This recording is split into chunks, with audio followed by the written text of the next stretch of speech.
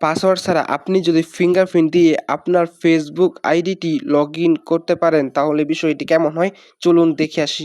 শুরুতে আপনারা ফেসবুক অ্যাপটি ওপেন করবেন। ফেসবুক অ্যাপটি ওপেন করার পরে সিম্পলি আপনারা আপনাদের আইডির এই থ্রি ডট অপশনে যাবেন। থ্রি ডট অপশনে গিয়ে নিচে যাবেন। নিচে যাওয়ার পরে যেখানে দেখতেই পাচ্ছেন setting and privacy, setting and প্রাইভেসিতে যাবেন। যাওয়ার পরে সেটিংয়ে একটি ক্লিক করবেন।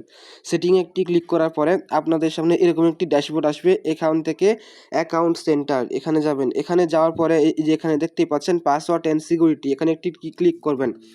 এখানে একটি ক্লিক করার পরে আপনাদের সামনে এরকম পেজ আসবে। এখান থেকে পাসকিতে ক্লিক করবেন। পাসকিতে ক্লিক করার পরে ক্রিয়েট পাসকি এখানে একটি ক্লিক করবেন। এখানে একটি ক্লিক করার পরে ক্রিয়েট পাসকি এখানে আবার ক্লিক করবেন। ক্লিক করার পরে আপনাদের জিমেলে একটি কোড যাবে, সেই কোডটি এখানে বসাবেন।